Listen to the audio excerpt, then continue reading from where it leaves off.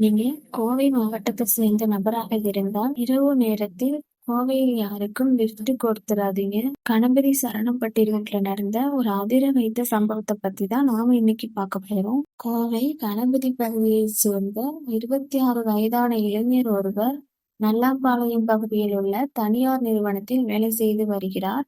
இவர் வேலை முடிந்து தினமும் இரவு நேரத்தில் வீட்டிற்கு திரும்புவது வழக்கமாக வந்துள்ளது.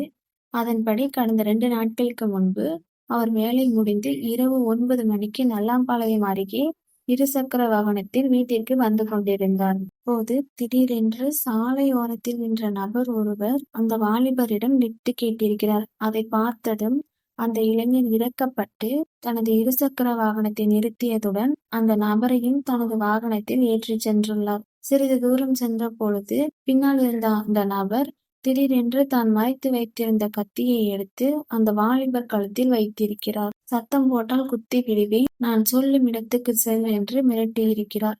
இதனால் பயந்து போன அந்த இளைஞர் வேறு வழியின்றி அந்த நபர் சொன்ன இடத்துக்கு பயந்தபடியே இருசக்கர வாகனத்தை ஓட்டிச் சென்றுள்ளார். தெருவில் குறுக்கு சந்து உள்ளிட்ட பகுதி வழியாக அந்த நபர் போகச் சொன்னார். அதன்படி அந்த வாலிபரும் தனது இருசக்கர வாகனத்தை ஓட்டிச் சென்றிருக்கிறார். இறுதியாக கணபதி அருகே உள்ள ஒரு காட்டு பகுதிக்குள் விடச் சொல்லியிருக்கிறார். அதன்படி அவர் சென்றிருக்கிறார். அங்கு 5க்கும் மேற்பட்டவர்கள் கொண்ட ஒரு கும்பல் நின்றிருக்கிறது.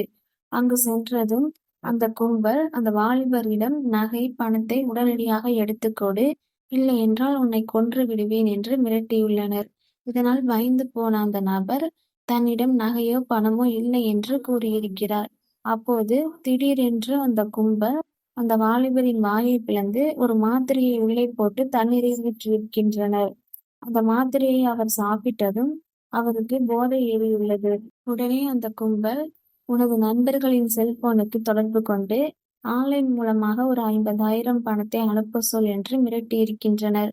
அதோடு அந்த கும்பல் அவரை சரமாரியாக தாக்கவும் செய்திருக்கின்றனர். இதனால் காயமடைந்த அந்த வாலிபர் தனது நண்பனுக்கு போன் செய்து ஆன்லைன் மூலம் பணத்தை அனுப்ப சொல்லியிருக்கிறார். அந்த பணம் வந்ததும் அந்த கும்பல் வாலிபரின் ஜிபே மூலம் ஸ்கேன் செய்து அந்த பணத்தை தன்னோட வங்கி கணக்கிற்கு மாற்றிக்கொண்டுள்ளனர்.